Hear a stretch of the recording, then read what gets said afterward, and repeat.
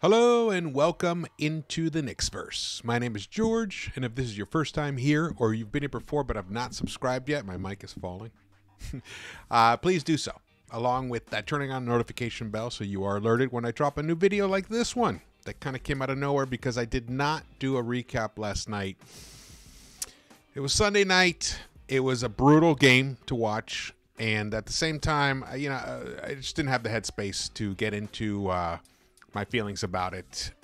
Sometimes to kind of just lick your wounds.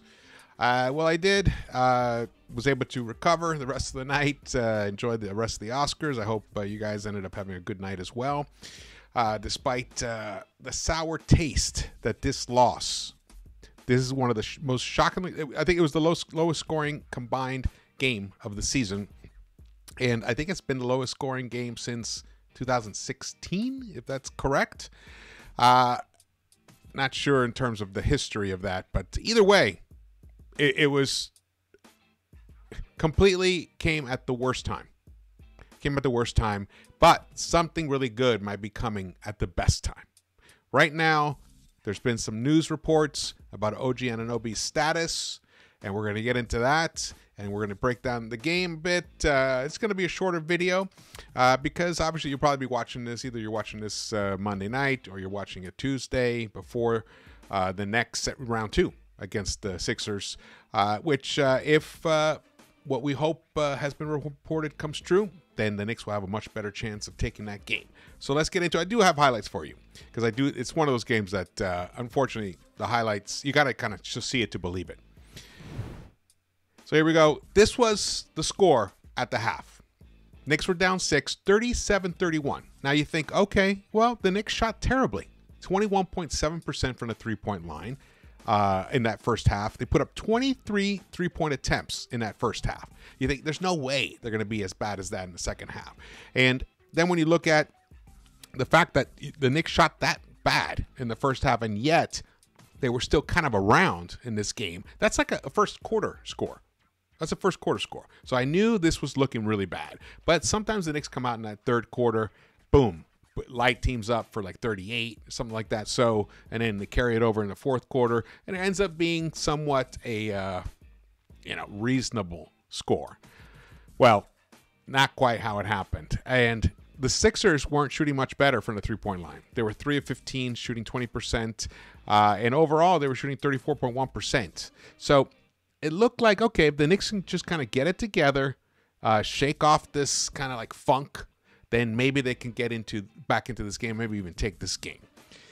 And then this is what the final score, as you can see, it's all over the place, 79-73, the worst scoring game of the season.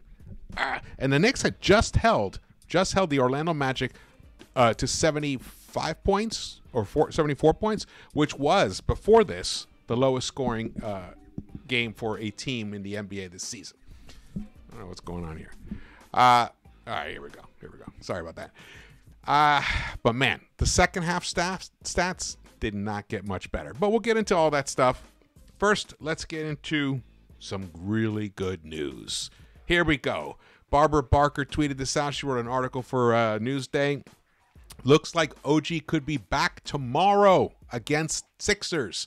Knicks upgraded him to questionable and returned from elbow surgery. Nice. This is perfect timing. I was hoping he would have been back for the Sunday game. But this is the day I predicted March 12th as his return date, and now he's on target for that. Couldn't come at a better time. Because right now it looks like the team has kind of just run out of gas. You know, it's hard. Josh Hart, I think he's played 8 games in a row, 40 minutes or so.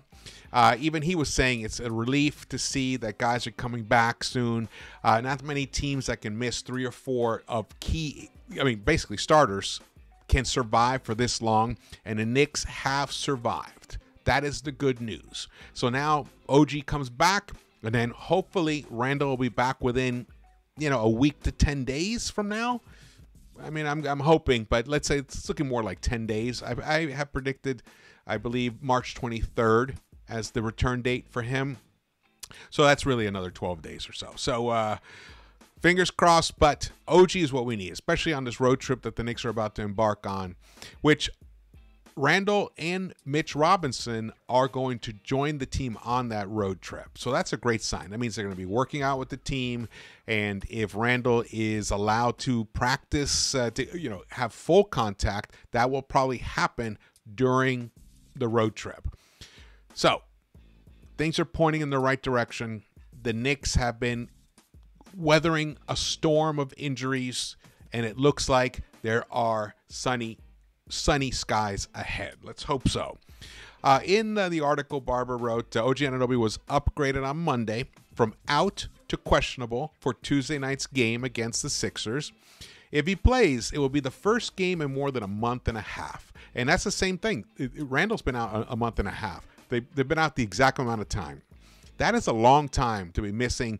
And then when you consider Robinson's been out since December. But this is a long time to be missing two of your front court players, your starters, two of your three best players.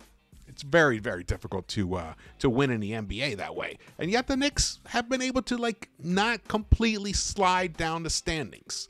I was concerned they were going to slide out of the playoff picture and into the play-in picture. And if OG, let's say, he wasn't due to come back tomorrow, and it was probably another week, who knows? By that point, things could have been a little dire, especially in the standings, considering the standings. OG Anunoby, who underwent surgery to remove bones fragments from his right elbow, has missed 18 straight games. That's a lot of games. That's a lot of games to be missing that. A player, and also we gave up two key players to the rotation, Quickly and RJ. So that's like the double whammy here. Here we go. So the standings are as they are at this moment. The Knicks have not slid down too far. Luckily, because Cleveland, Orlando, and Miami all lost last night, along with the Knicks. So it could have been pretty nasty. Let's say Orlando and Miami. Well, Miami's lost 3 in a row now. The Knicks could have been in 5th or 6th place. So at this point, we've like I said, they've weathered the storm. The thing is, and I repeat it all the time, that 4th position, and I believe Basketball Reference predicted the Knicks will finish 5th at this point.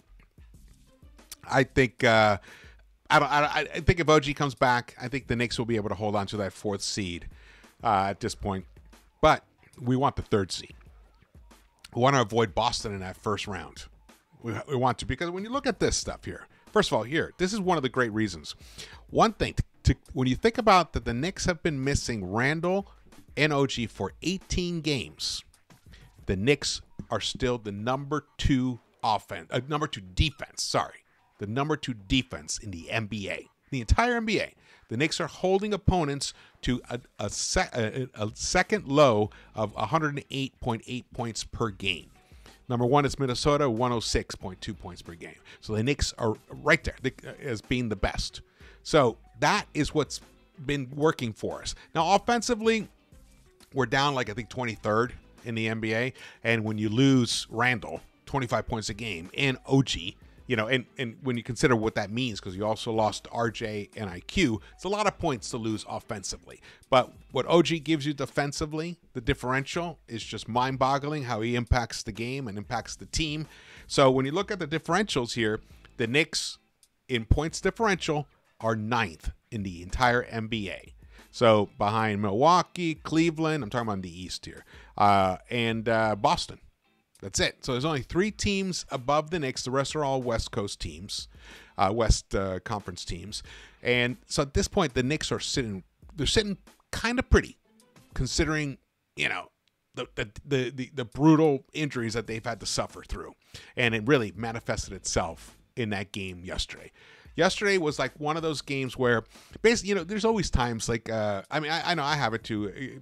I work in advertising and marketing. Sometimes you just don't have it. Whatever the situation is, there could be things going on in your personal life. It could be just, a malaise in general, whatever it is.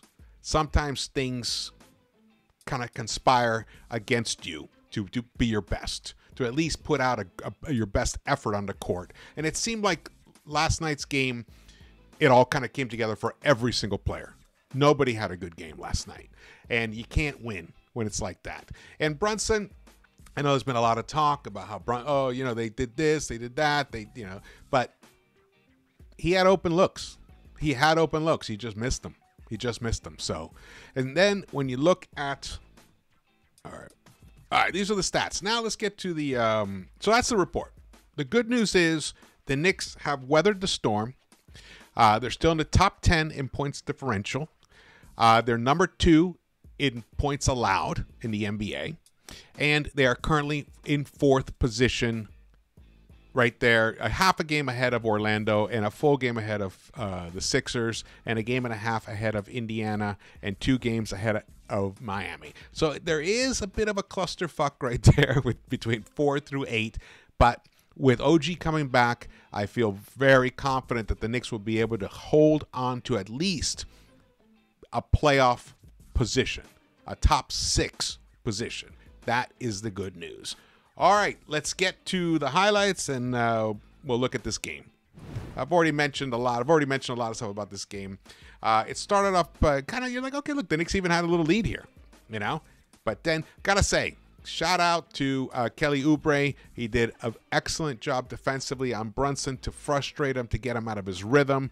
But also, the Knicks did a good job and Brunson as well, of playing into their hands. So that's one of those are some of the things. Again, it seemed like the whole team.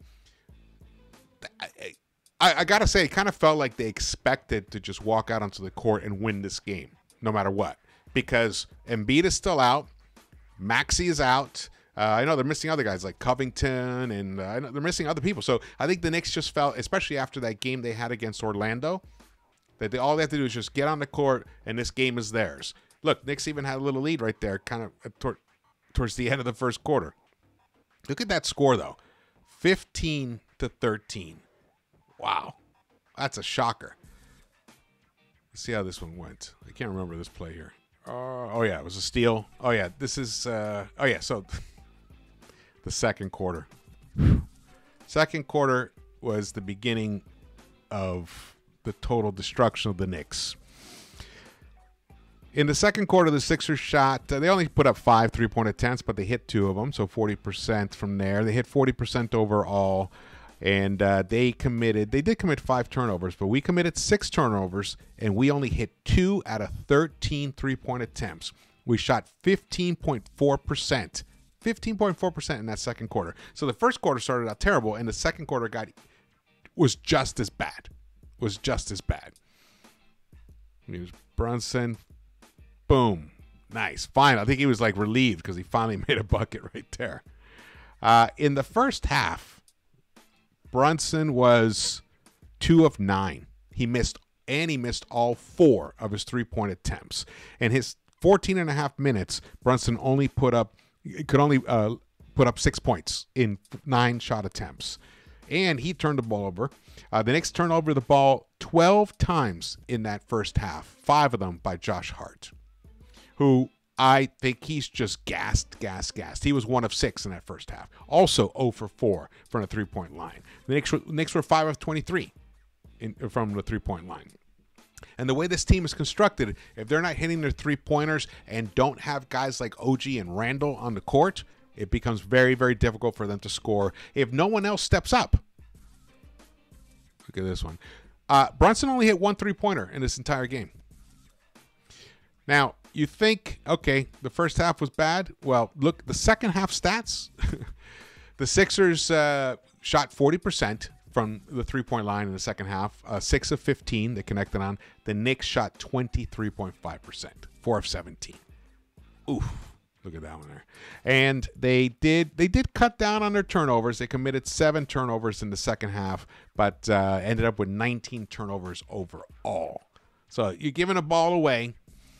You're not hustling for offensive rebounds the way you should, and you're also just not shooting. You're basically it's a recipe for disaster, and that's exactly what we saw. Look at this score right here. At this point, I was like, in shock. I almost started even tuning out, honestly. I was like, this can't be. What's going on? Oh. But Brunson did start at least putting up some points in that second half. He connected on 13 points in the second half, but it took him 13 shots to do it. So nobody had it last night. Nobody. Now, the weird thing is, and when I show you the other stats later, the very strange thing is when you look at the plus minus, all right, so the starters were all plus except for Josh Hart, who was just a -2. So it was really when the bench came in. Jericho Sims in his 22 and a half minutes, even though he was 2 of 3 right there, only collected 6 rebounds. That's it for him.